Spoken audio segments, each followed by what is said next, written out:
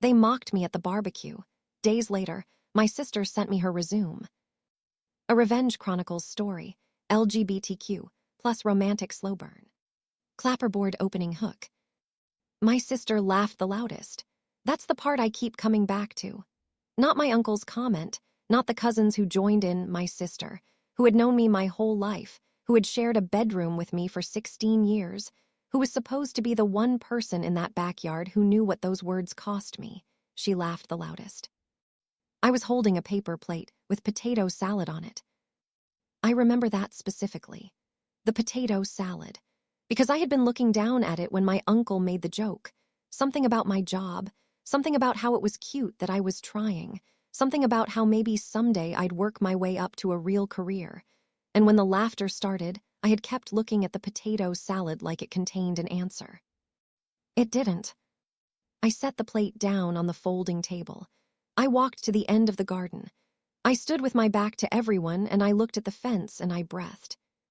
7 days later, my sister sent me her resume with a message that said, "I heard your hearing. Can you put in a word?" I read it 3 times. Then I opened my laptop and I started typing. Part 1, The Family That Built You Wrong. My name is Samir Utter, and I want to tell you something about the family I grew up in before I tell you what happened at the barbecue, because the barbecue makes more sense if you understand the foundation. We were a large family in the specific South Indian way, not just parents and siblings, but an ecosystem. Aunts and uncles who had opinions, cousins who were benchmarks, a grandmother who had not updated her rubric for success since approximately 1987 and was not interested in revising it. Sunday gatherings that were warm and loud and full of food, and also, underneath all of that, subtly competitive in the way of families who love each other and also cannot stop measuring. My father was an engineer. My uncle, his brother, was a doctor. My older sister, Divya, had done her MBA and gone into finance, and was, by family consensus, doing exactly what was expected and being appropriately praised for it. She was 32, I was 28, and the 4 years between us had always felt more like a decade in terms of the family's assessment of our respective trajectories. I had not done engineering. I had not done medicine. I had done something that the family collectively referred to as the internet thing, with a mixture of affection and mild confusion that had, over years, curdled slightly into condescension. What I had actually done was study computer science, work for 4 years at a mid-sized tech company learning everything I could about product development and team management, and then, 18 months before the barbecue, start my own company. The company built software tools for small businesses. Specifically, tools that helped small retail and food businesses manage inventory, track sales, and understand their customer data without needing a dedicated IT department. It was unglamorous, intensely practical, and I say this not as a boast, but as a fact necessary for the story growing at a rate that had started attracting serious attention. The family did not know this. Not because I was hiding it, because nobody had asked. The barbecue was my uncle's annual thing, a late summer gathering in his garden in the Pune house, the whole extended family, the cousins who came from Bangalore and Mumbai, and one who came from London specifically for this, the food that took 2 days to prepare, the specific social ecosystem of 40-odd people who shared DNA and the complicated intimacy that comes with it. I had arrived on Saturday afternoon with my bag and the specific internal preparation I always did before family gatherings. A kind of quiet settling, a decision to be present and warm, and not to need anything from the room that the room was not going to give. The first few hours had been fine. Good, even there were cousins I genuinely liked. There was food that deserved its reputation. There was my grandmother who still called me by my childhood nickname, and whose unconditional warmth was one of the most reliable things in my life. The incident happened at around 7, when the evening had settled and the food was done, and people were standing in clusters with drinks, the particular relaxed looseness of a gathering where the formal part is over. My uncle had started talking about careers. This was a recurring feature of these gatherings. My uncle's favorite topic was the taxonomy of success, specifically who had achieved it and in what order and by what measure. He was not malicious. He was a man who had built his life by a specific set of rules and genuinely believed those rules were universal. He had gotten to me eventually. "Samir," he had said in the fond, slightly pitying tone he reserved for me. "Still doing the startup thing?" "Yes," I had said. "How's that going?" Not really a question, more of a stage set. "Good," I had said, "growing." A smile. "That's nice," he had said. "You know, it's okay if it doesn't work out. There's no shame in going back to a proper job. Lots of good companies are always hearing." And then he had turned to his son, my cousin Rahul, who had recently been promoted at his consulting firm, and said something congratulatory about Rahul's new title. And the laughter had started. Not cruel, exactly. More the easy laughter of people who have found a shape that fits the moment. A few cousins, an aunt, someone whose name I didn't register. And Divya. Divya had laughed. Not loudly, not ostentatiously, but clearly, the laugh of someone who found the moment genuinely amusing. I had looked at the potato salad. I left early the next morning, told my grandmother I had work, which was true, and drove back to Mumbai before anyone else was properly awake. I stopped at a dhaba on the highway and had chai and sat in the car for a while watching trucks go past. I was not, I want to be clear, devastated. I had experienced versions of this for years, and I had the particular resilience of someone who has been underestimated consistently and has learned to use that underestimation as fuel. I was not broken by the barbecue. But I was tired. Tired in the deep way, the accumulated way, the way that is not about one incident but about the sum of all the incidents, the weight of years of being the family's gentle ongoing joke. I drove back to Mumbai. I went to my office. I worked. The company had 12 employees at that point. We had just closed a funding round that I had not publicly announced yet, a Series A that had come through after 6 months of conversations and due diligence and the particular anxiety of not knowing until you know. The announcement was scheduled for the following week. On the 7th day after the barbecue, while I was in the middle of preparing the announcement, my phone showed a message from Divya. "Hey, I heard through Rahul that you're expanding and hearing. I've been thinking about making a move from my current firm. Can you look at my resume and put in a word with your HR?" I read it 3 times. Then I put my phone down. Then I picked it up and read it again. Part 2, the city and the company. Before I tell you what I wrote back to Divya, and I will tell you, I promise, I need to tell you about Aryan. Because Aryan is why this is a love story, and not just a revenge story. And the love story is the one that matters. Aryan Kapoor had come to work for me 8 months before the barbecue. He was 26, 2 years younger than me, and he had applied for the product lead position with a portfolio that was, I remember thinking when I first reviewed it, almost aggressively good. Not polished in the way of someone who had been coached to present well, but good in the underlying way. The thinking was clear. The decisions were justified. The products he had worked on showed evidence of someone who cared about whether the thing actually worked for the people using it. I had interviewed him myself. This was still the stage where I interviewed everyone.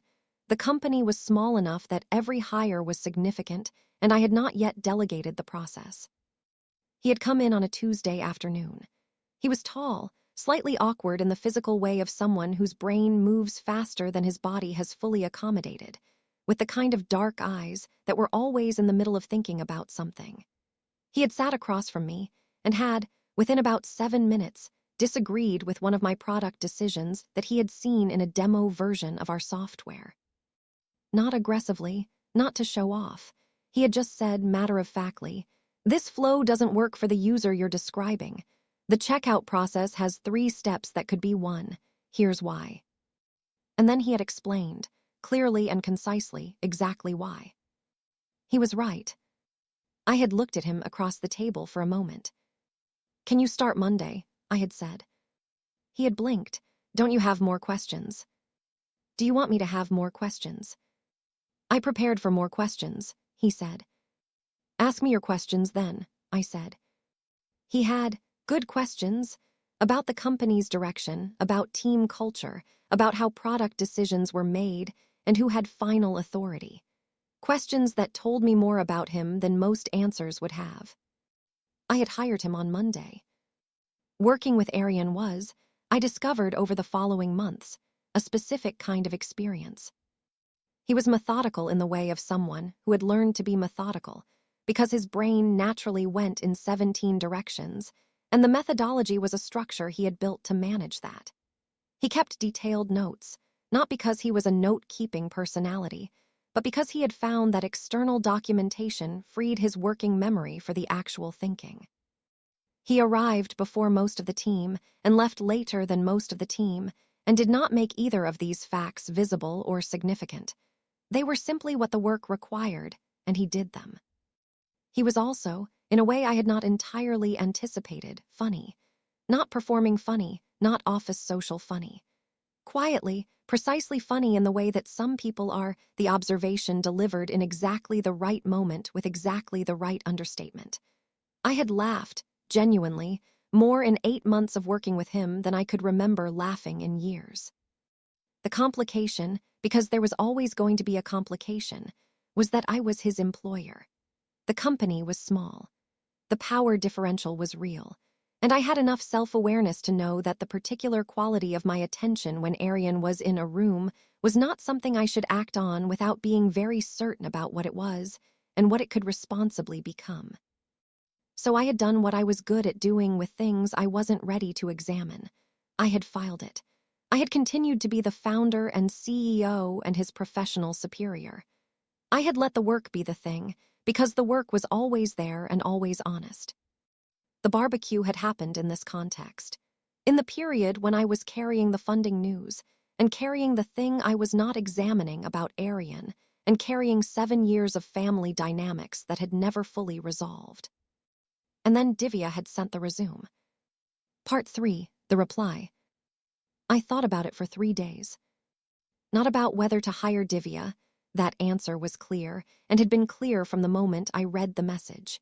But about how to respond. About what I wanted the response to do and not do. About the difference between revenge that is about humiliation and revenge that is about clarity. On the 3rd day, I wrote back. Hi, Divya. Thanks for reaching out. I've looked at your resume. Your experience is strong, and there are roles in the company that could suit your background. I'd want to be transparent with you about a few things before we go further. First, we're announcing a Series A funding round next week. The company has grown significantly over the last 18 months. Second, I hire on merit, not on connections, so if you come in for an interview, it will be a real interview with the full team, same as any candidate. Third, I want you to understand that if you join, I'm your employer, not your brother. The dynamic will be professional, not familial. If those terms work for you, I'll have HR send you the interview details. I read it twice, then I sent it. She replied in 4 minutes, of course, send the details. The announcement went out the following Monday. I want to describe this moment accurately because it matters. The Series A was not enormous by the standards of the largest tech companies, but it was significant, substantial enough to signal that the company was real, that the growth was real, that the internet thing had become something that serious investors had looked at carefully and decided to put serious money behind. The response from the industry was what these announcements produce: coverage in the tech press, congratulations from people in the ecosystem, the specific attention of people who track these things and had now updated their assessment of where we stood. The response from the family was something else. My uncle called that evening. Warm, genuinely warm. He was not a man without warmth. That was never the issue. He said he was proud. He said he had always known I had it in me.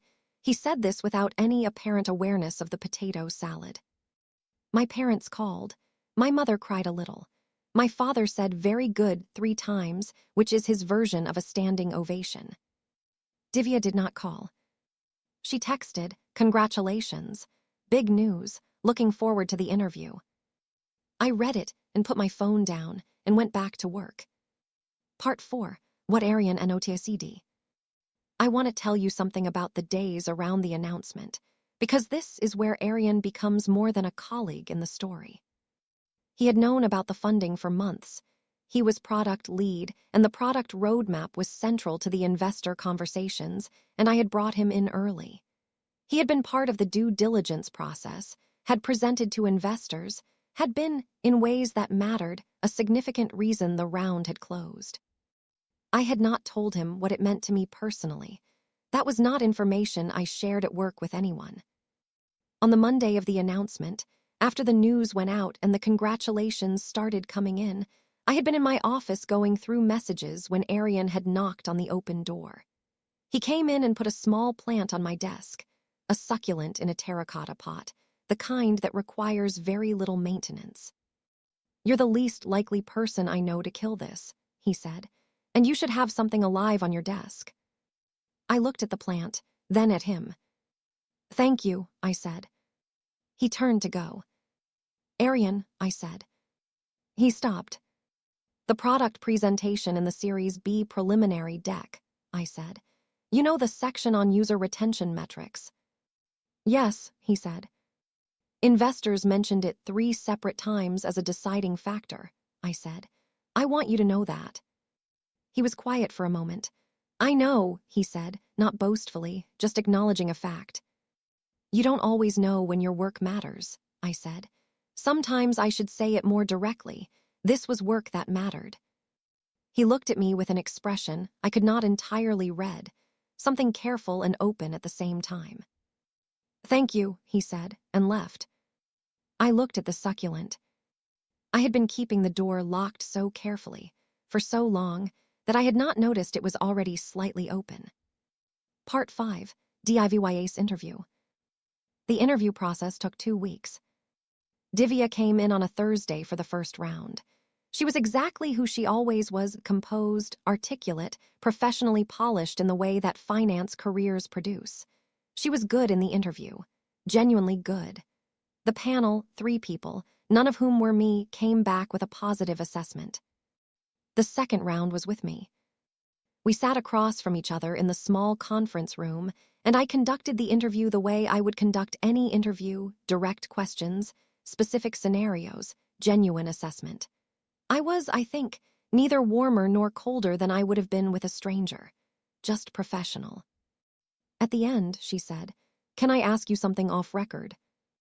"Yes," I said. "Are you angry with me?" she asked, directly. That was always one of Divya's qualities. She could be direct when it mattered. I looked at her. "No," I said, which was true. "But I want you to understand something. If you come here, every decision about your career, every project assignment, every review, every promotion will be made the same way they're made for everyone. I won't protect you from difficult feedback. I won't give you easier work because you're my sister. And I won't keep you from accountability if you don't perform." She held my gaze. "I know," she said. "Do you?" I said. "Because the version of me that existed at that barbecue was someone you were comfortable laughing at. If that's the version you're picturing when you think about working here, the adjustment is going to be significant." Silence. "I shouldn't have laughed," she said. "No," I said, "you shouldn't have." More silence. "I was embarrassed," she said. "Not of you, of myself. I've been in finance for 6 years, and I've watched you build something, and I told myself it was small and it was going to fail because it was easier than admitting I was afraid I'd made the wrong choices." I sat with this. "That's honest," I said. "I'm trying to be," she said. I nodded once. "HR will be in touch," I said. She got the offer. She earned it. She started the following month, and she was, from the first week, exactly what the panel had assessed: competent, hardworking. Willing to be uncomfortable in the specific, productive way of someone who is learning something genuinely new. She was also, in her first month, visibly humbled by the scale of what she had underestimated. Not publicly, she was too professional for that, but I saw it in the small moments. The meeting where she realized the complexity of the decisions being made daily. The conversation with the engineering team where she understood, concretely, what the product actually did and who it served. The afternoon she spent shadowing our customer success team on calls with actual small business owners using our software, and came back to my office and said, simply, "I didn't understand what this was." "No," I said. "I do now," she said. I nodded. "Good," I said. Part 6, The Slow Thing. I want to take you back to Arian now, because the story has been circling something that needs to be addressed directly. It had been 9 months since I hired him when the barbecue happened, and in those 9 months I had been so comprehensively focused on the company, the funding round, the team growth, the product development, that I had largely succeeded in keeping the door locked by simply never being still enough to notice it. After the barbecue, something changed. I think it was the potato salad. I think it was the specific combination of standing in a garden feeling invisible to the people who were supposed to see me most clearly, and then driving back to Mumbai and going to an office where the person I was, the real, actual, professional person, was seen daily by everyone around me, including, most clearly, by Arian. The contrast was too stark to ignore anymore. I started noticing things with a specificity I had been avoiding. The way Arian ran team stand-ups, not as a formality but as an actual exchange, the way he asked questions that were genuine and listened to the answers. The way he handled disagreement on the team, which was with a direct patience that I found extraordinary. He could hold a position under pressure without becoming brittle, could update his view when the evidence warranted without losing face about it. The way he looked when he was working through a difficult problem, a slight stillness, the world narrowing to the thing in front of him, everything else temporarily irrelevant. I had caught myself watching this more than once, and had caught myself catching myself, and had looked away and focused on something else.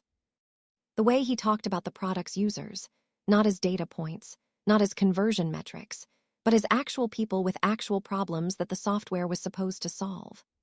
Once, in a product review, he had pulled up a message from a customer, a small textile shop owner in Surat, who had written in to say the inventory tracking had saved her business during a difficult period, and read it to the team, not to be sentimental, but to make sure everyone remembered what the work was for. I had looked at the table when he read it, because what I had felt in that moment was not professional appreciation. It was something else, something I was running out of room to keep filed away. The first real crack in my composure came on a Thursday evening, 6 weeks after the barbecue. The office had mostly emptied. I was finishing a document. Arian was at his desk on the other side of the glass partition, visible to me when I looked up, which I had been trying not to do excessively. He was eating dinner at his desk, the specific sad efficiency of a person who has decided that eating and working simultaneously is an acceptable life choice. I went to the kitchen and came back with 2 plates. I set one on his desk. He looked up. "You didn't have to," he started. "You eat like you're trying to hide it," I said. "Take a break." He looked at the plate, then at me. "Are you eating at your desk too?" he said. "I was going to," I said. "That's the same thing," he said. "My desk is bigger," I said. He almost smiled. Not quite, almost. "Come eat in the kitchen," he said. "The table is a neutral space that belongs to neither of our productivity guilt." I looked at him for a moment. 5 minutes, I said. We ate in the kitchen for 40 minutes. We talked about the product, about a problem he was working through, about a conversation he'd had with a customer that had given him an idea he wasn't sure about yet. The kind of conversation that starts as professional and becomes something that exists in the space between professional and personal, where the work is still the subject, but the people talking are not managing anything, are just talking. At some point, I said something about a design choice I had made early in the company that I had since realized was wrong, and he said, "I know, I found it 3 months ago and fixed it." And I said, "You fixed it without telling me." And he said, "I fixed it and put it in the release notes in the weekly report, and you read the weekly report." "I read the weekly report," I said. "The item was in section 3, he said, under minor improvements. You fixed a major architectural issue and put it under minor improvements."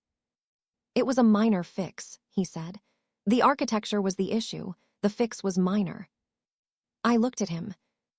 That's an important distinction, I said. Yes, he said, it is. We looked at each other across the kitchen table. Not for too long, not in the way that would require one of us to say something about it. Just for a moment, the specific moment where two people are aware of the same thing at the same time, and neither of them has decided what to do about it. Then he looked back at his food. Section 3, I said. Section 3, he confirmed. I looked at my food. Part 7, what the team saw. Here is the thing about being the founder of a 12-person company. There is essentially no privacy. Not in the intrusive sense.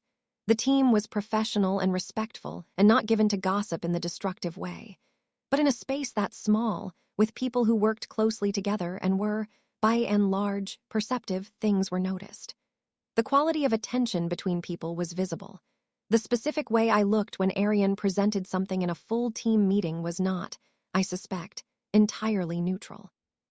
I became aware of this through my head of operations, a deeply competent woman named Rhea who had been with me since the beginning and had, over 2 years, developed the kind of relationship with me that involved occasional direct observations that I had not asked for but had learned to take seriously. She came into my office on a Friday afternoon and closed the door, which meant she had something to say that wasn't meeting material. I'm going to say something, she said. All right, I said. It's none of my business, she said. Usually when people say that, it means they're about to make it their business, I said. Correct, she said. Arian is exceptional, and he is not going to wait indefinitely for a situation to clarify. I looked at her. I don't know what you're... Samir, she said. I stopped. He turned down a competitive offer last month, she said, from a well-funded startup, significantly higher title, comparable compensation. How do you know that? I said. Because he asked me for a reference and then told me he'd decided not to go forward, she said. I asked him why. He said he had things here he wanted to see through. I looked at my desk. Rhea, I'm not advising you on your personal life, she said. I'm advising you, as your head of operations, that a key team member is making career decisions that may be influenced by a situation that the company would benefit from being clearer about. She stood up. That's it. That's all I'm saying. She went to the door. Rhea, I said. She turned. Thank you, I said. She nodded once and left. I sat at my desk for a long time.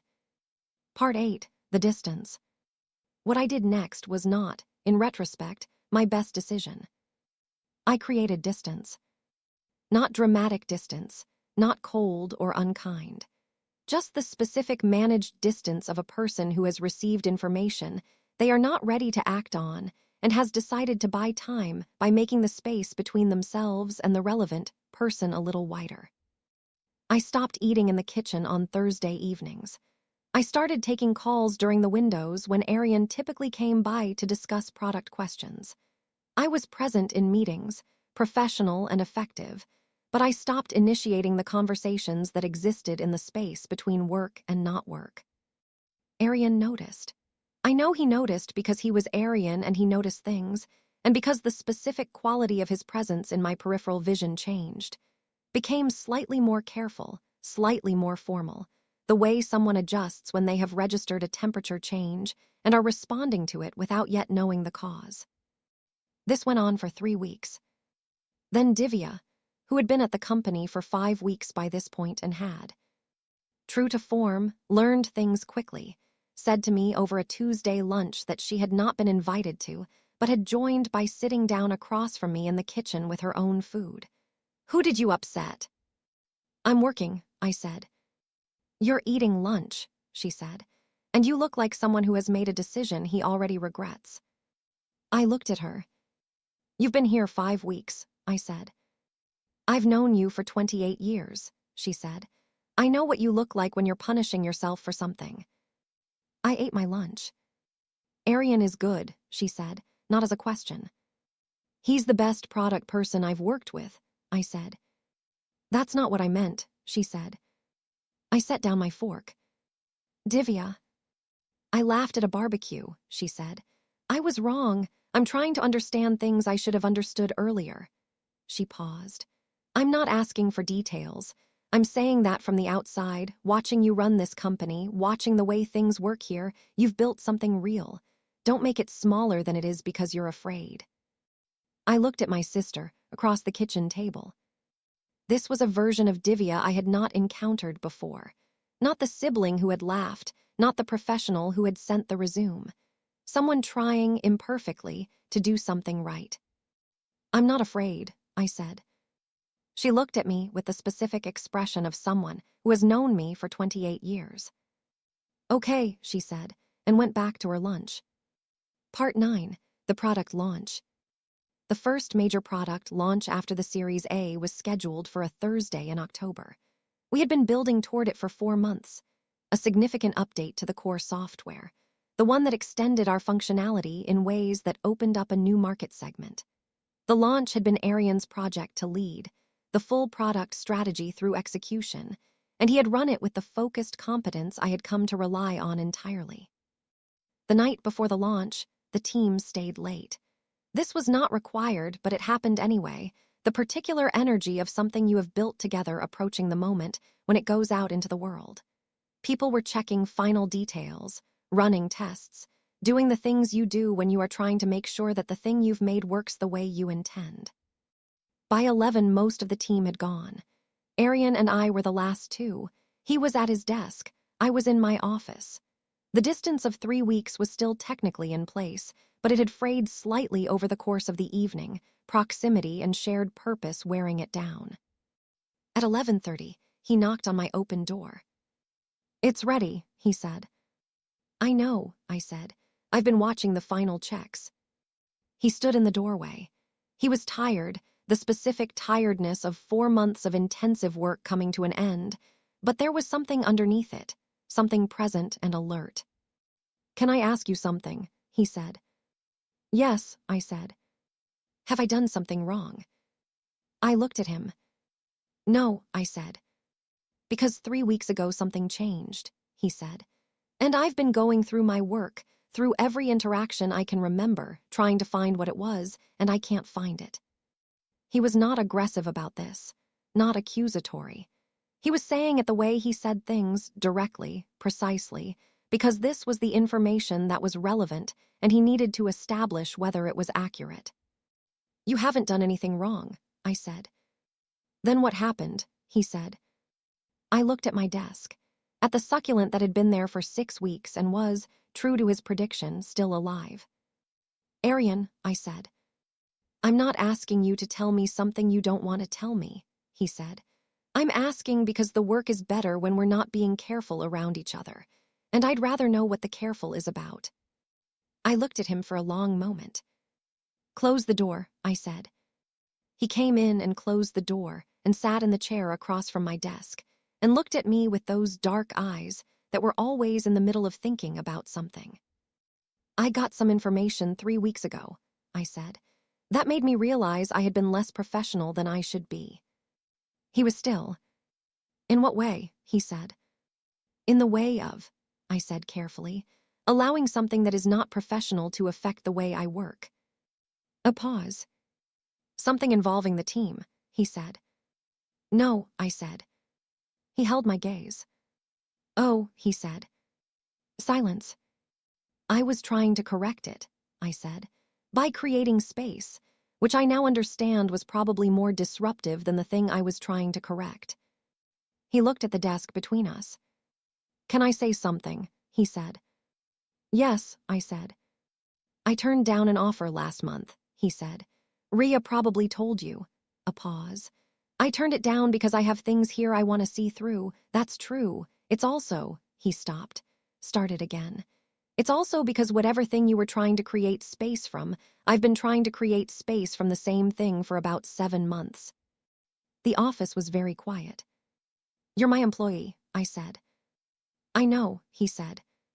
That's a real thing, I said. Not a reason to avoid something, but a thing that has to be handled properly. Clearly. not managed badly by one person creating distance without explaining why. Agreed, he said.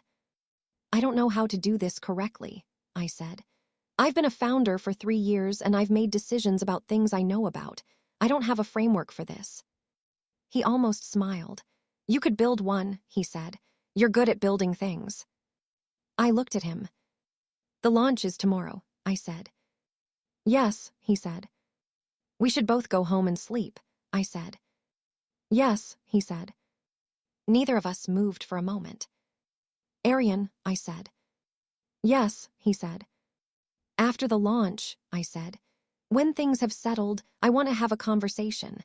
A real one, not a managed one, about what this is and how to do it properly. He looked at me for a long moment. After the launch, he said. He stood up. He went to the door. Samir, he said. I looked up. The launch is going to go well, he said. The product is good. I know, I said. Get some sleep, he said. He left. I sat in my office for a while, the city outside the window, the succulent on my desk, the company all around me, the thing I had built while people laughed at the barbecue, the real and solid and irrefutable thing that I had made. I went home. I slept better than I had in 3 weeks. Part 10, the launch and after. The launch went well. Better than well, the response in the first 24 hours exceeded the projections we had modeled.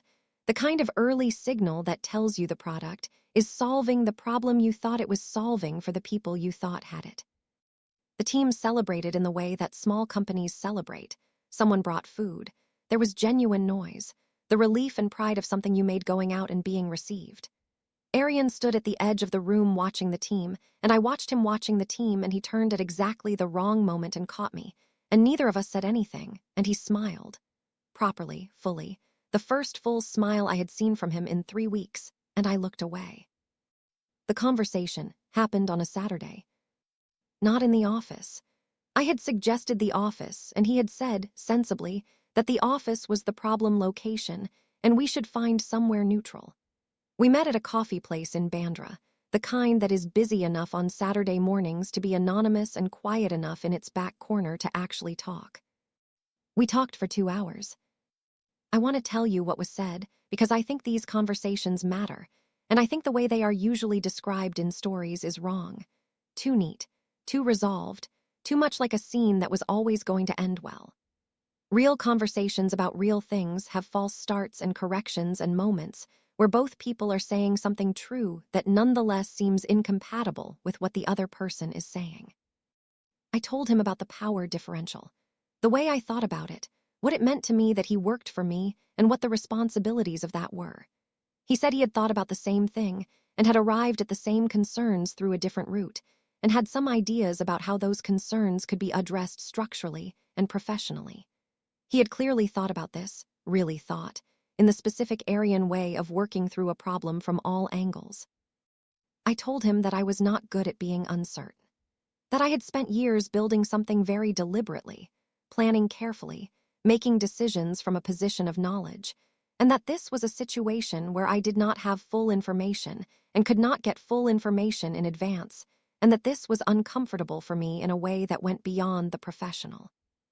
He said, I know, I watch you work. You don't make a move until you understand the full board.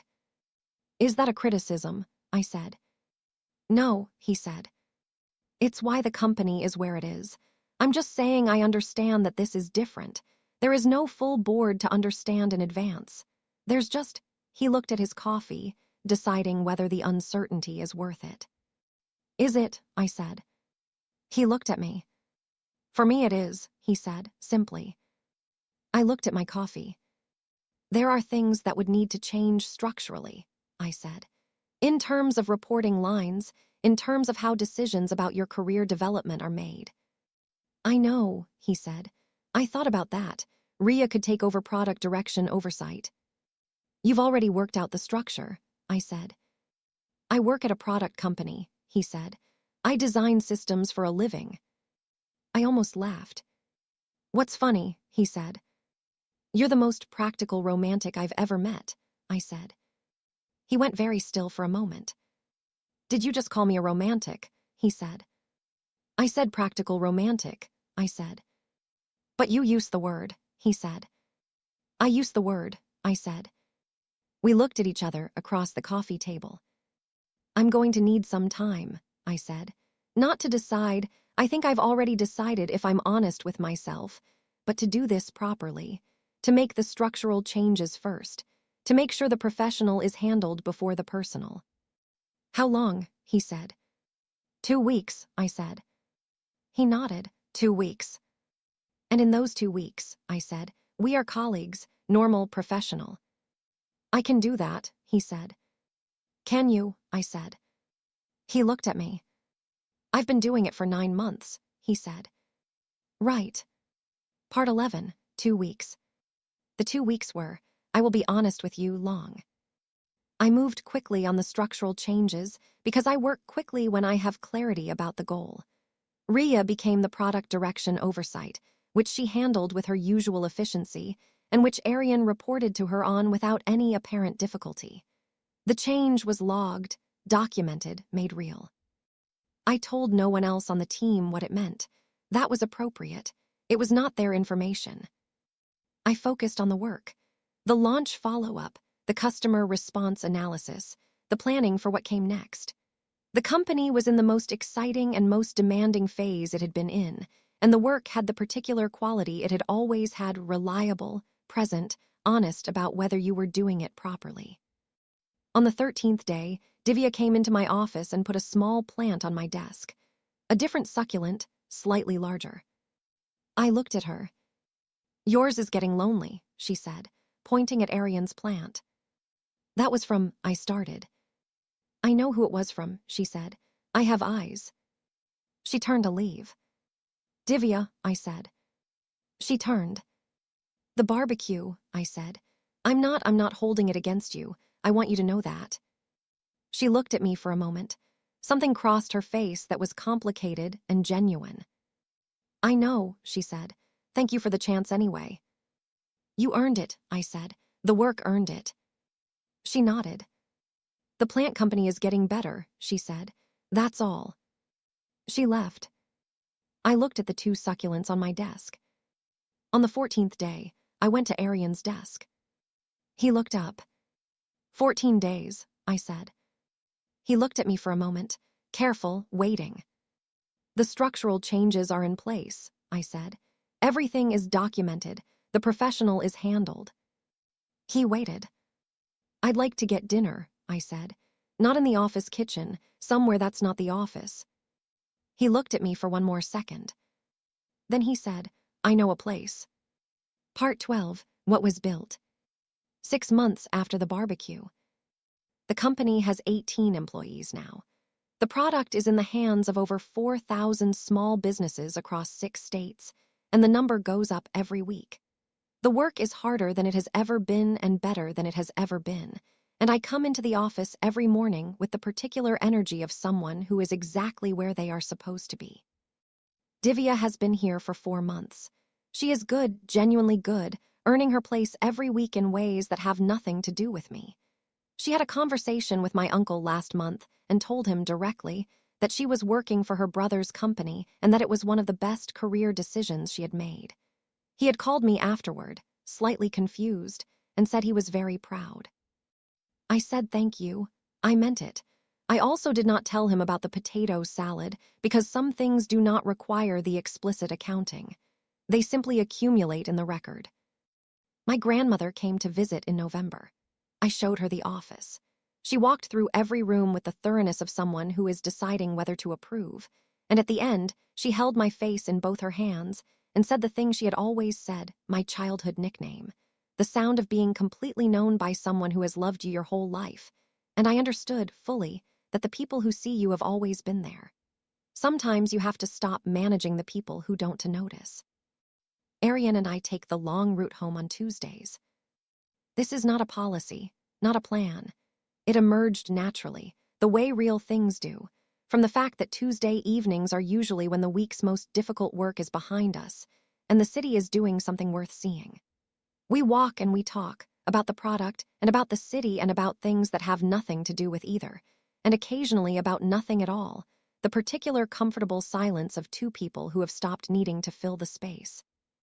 He told me, on one of these Tuesdays, about the family he had grown up in, about the specific version of invisibility that was his, different from mine, shaped differently, but recognizable in the way that certain kinds of loneliness are recognizable across different circumstances. I told him about the barbecue, the full version, the potato salad and Divya laughing, and standing at the fence and breathing. He listened with the attention he brought to things that mattered. "What did you feel?" he said. "At the fence?" I thought about it. "Tired," I said, and then clear, like the tiredness burned off and left something very simple underneath. "What was the simple thing?" "That the work was real," I said. "Whatever they thought, the work was real and it was mine." He was quiet for a moment. "That's it," he said. "That's the whole thing."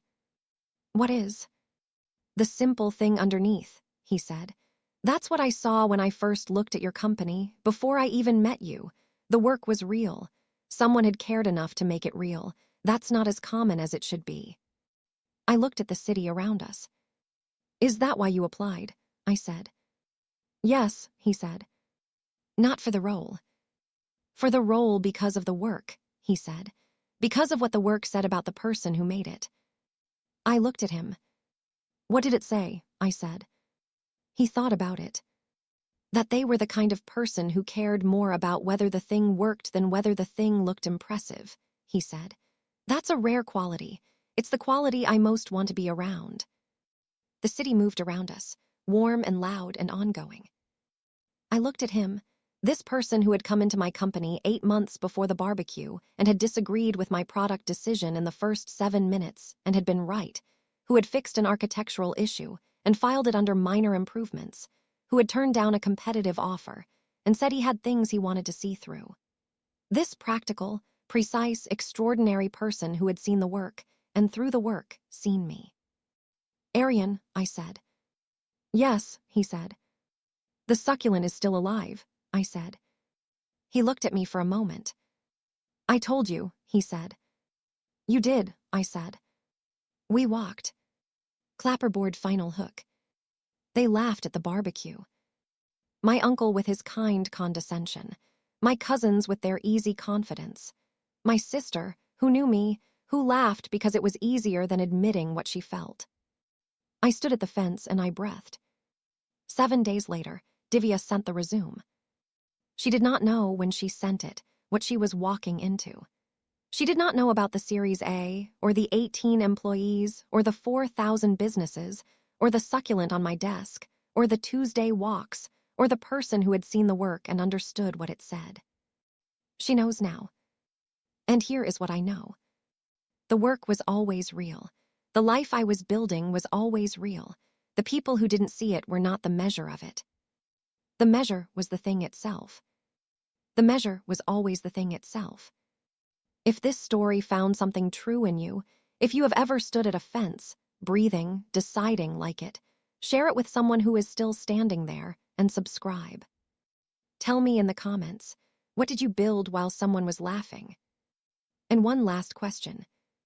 There is a moment, 2 months after the Tuesday walks began, when something almost breaks, when a misunderstanding rooted in those early months of careful distant surfaces in a way that neither of us was ready for.